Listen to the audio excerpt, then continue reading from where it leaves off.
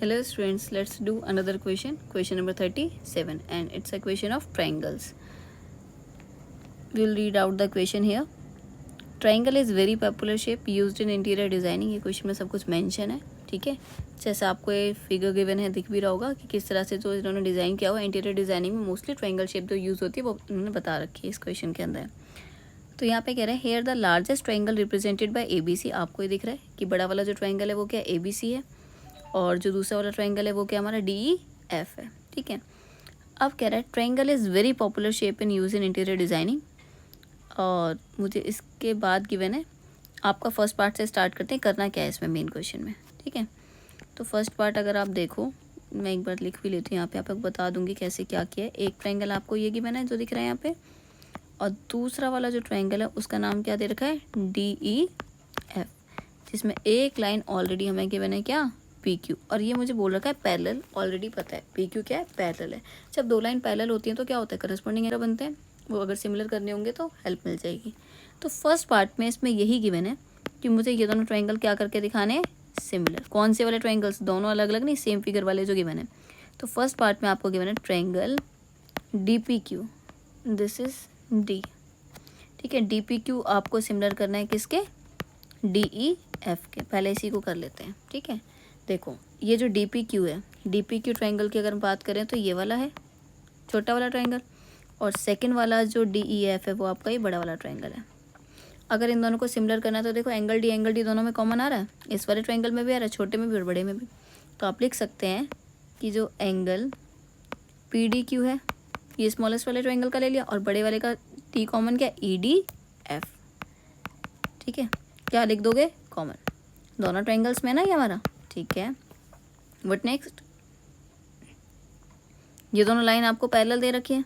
जब दोनों line parallel है तो यहाँ पे करस्पॉन्डिंग एंगल नहीं बन जाएंगे, ये भी तो गिवन ही है। तो नेक्स्ट लिख देते हैं, मिल गया एंगल DPQ किसके इक्वल होगा, DPQ किसके इक्वल होगा, DEF के।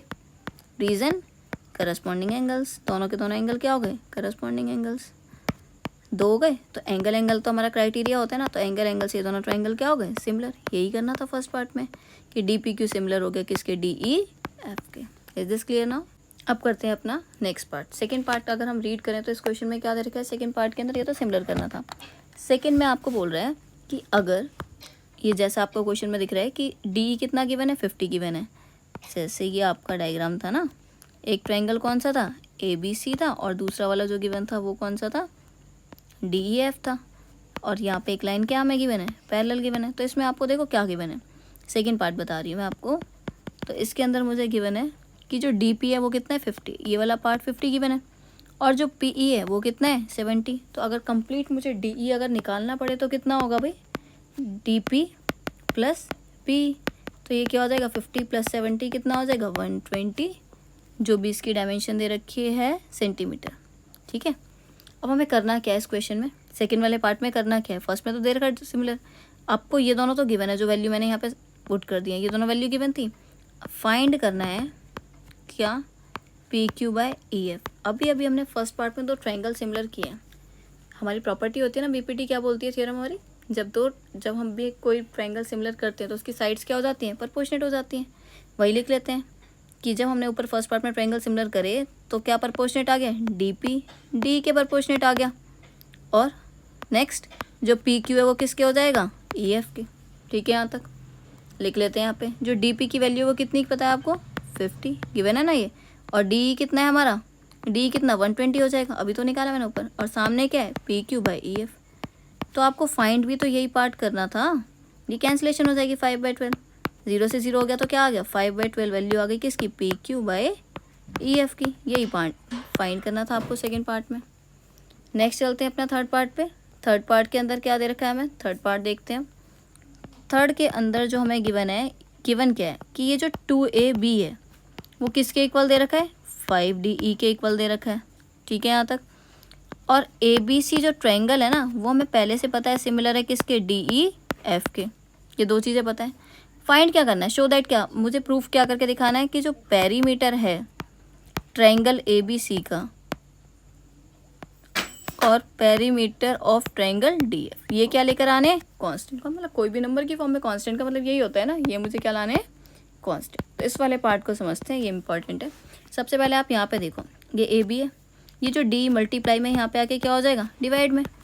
5 तो एज इट इज़ है और ये 2 यहाँ पे आके डिवाइड में आ जाएगा। तो ए बी बाई डी क्या आ गई। अभी हमने फर्स्ट पार्ट में दोनों ट्रायंगल क्या करें, सिमिलर करें। जब दो ट्रायंगल सिमिलर करें तो क्या होगा, साइड्स तो प्रोपोर्शनेट होंगी ना। लिख देते हैं सारी साइड्स। अब कौन कौन से ट्रायंगल हमने करे थे, ए बी सी और जो करे थे ये। तो यहाँ पे लिखते हैं कि जब मैंने ट्रायंगल प्रोपोर्शनेट करे थे, ये दोनों मुझे गिवन है सिमिलर, ये दोनों ट्रायंगल हमें क्या गिवन है, सिमिलर। तो जो ए बी साइड है वो किसके प्रोपोर्शनेट हो जाएगी, डी के। जो ए सी है वो किसके हो जाएगा, डी एफ के। और तीसरा जो बी सी है वो किसके हो जाएगा, ई एफ के। Is this clear. ठीक है, तो यहाँ पे अब आप एक चीज़ देखो कि जो ए बी बाई डी है ये किसके इक्वल है, ए बी बाई डी की वैल्यू दे रखी है और ये तीनों साइड्स आपस में क्या है, इनके जो रेशियो से प्रोपोर्शनेट है। और इसके सामने अगर मैं 5/2 रख दूँ, ठीक है, सबके सामने रखेंगे ना, क्योंकि ए बी बाई डी की वैल्यू और ए बी बाई डी बाकी साइड्स के प्रोपोर्शनेट है, तो ये सब की वैल्यू हो जाएगी।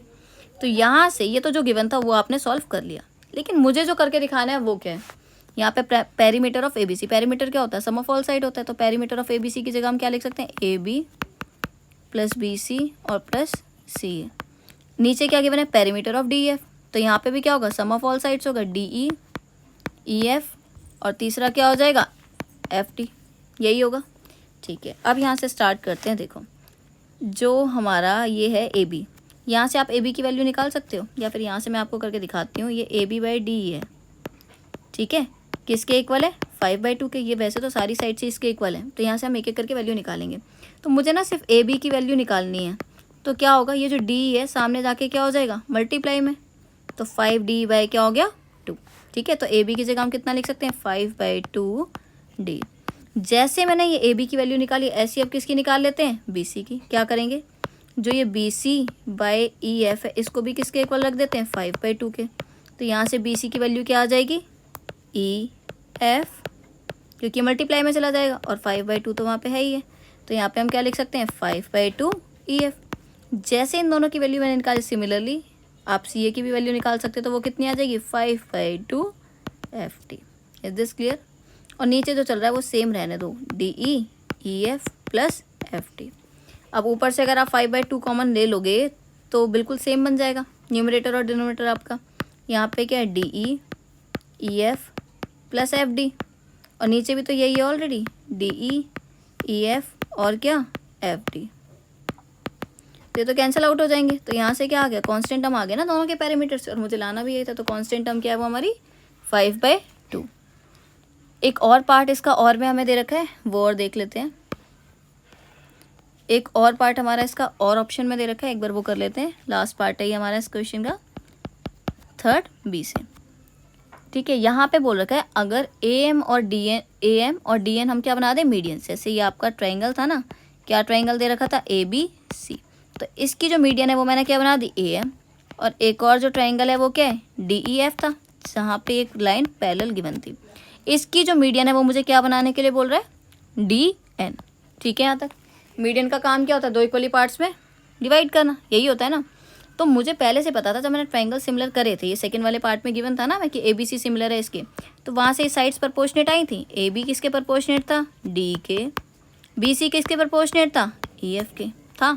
मीडियन का काम होता है इक्वली डिवाइड करना। एक बात बताओ, ये जो बी सी है इसे मैं क्या लिख सकती हूँ, ये जो बी सी है इसको हम क्या लिख सकते हैं, ये अगर बी सी प्रोपोर्शनेट है ई एफ के, तो मैं ऐसे लिख सकती हूँ कि जो हाफ ऑफ बी सी होगा वो भी हाफ ऑफ ई एफ के प्रोपोर्शनेट होगा। और अगर आप हाफ ऑफ बी सी देखो तो क्या हो जाएगा, बी एम, और हाफ ऑफ ई एफ देखो तो क्या हो जाएगा, ई एन। ठीक है, यहाँ तक। अब एक चीज़ देखो, ये ए बी अपॉन में डी तो पहले से था, और सामने क्या आ गया, बी एम अपॉन में ई एन। तो दो तो साइड्स प्रोपोर्शनेट हो गई। और जब हमने ट्रायंगल सिमिलर करे थे ये ए बी सी और डी एफ, तो वहाँ से हमारे पास एक एक एंगल तो इक्वल था ही ना। मतलब सारे के सारे जब करस्पॉन्डिंग एंगल भी इक्वल हो जाते हैं ना, तो एंगल बी किसके इक्वल आ रखा था, एंगल ई के। तो यहाँ पे क्या हो गया, इस वाले पार्ट में हमें क्या सिमिलरली लेकर आने हैं ना। तो ये जो दो तो साइड्स प्रोपोर्शनेट हो गए और एक एंगल, तो साइड एंगल साइड से ये दोनों ट्रायंगल क्या हो गए हैं, सिमिलर हो गए। कौन कौन सा हमने करा है, ए बी एम सिमिलर हुआ है किसके, ट्रायंगल डी ई एन के। ठीक है, यही शायद आपको इस पार्ट में करना था कि ए बी एम किसके सिमिलर लेकर आना है, डी एन के। क्या किया मैंने, लास्ट पार्ट थोड़ा सा इंपॉर्टेंट भी है, देखो एक बार। दोनों ट्रायंगल्स की बनते हैं, इसकी मीडियन गिवन थी, तो मीडियन में क्या है, इक्वली डिवाइड करती हैं वो। तो जब मैंने ABC और DEF मेरे को सिमिलर गिवन था तो साइड्स प्रोपोर्शनेट थी। अब यहाँ पे एक मीडियन आ गया। जब BC आपका EF के प्रोपोर्शनेट है तो उसका हाफ भी तो प्रोपोर्शनेट होगा, और BC का हाफ BM था और EF का हाफ क्या था, EN था। यही मैंने लिख दिया कि AB बाई DE किसके हो गए, इसके। दो तो साइड्स प्रोपोर्शनेट हो गए। करस्पॉन्डिंग एंगल भी तो इक्वल होते हैं जब दो ट्रायंगल सिमिलर होते हैं। तो मैंने एक एक क्या ले लिया, एंगल B और E। यही क्यों लिया, क्योंकि जो मेरे को पार्ट सिमिलर करना था उसमें यही वाले ट्रायंगल्स आ रहे थे। तो ये था आपका last part. So this is your question number 37.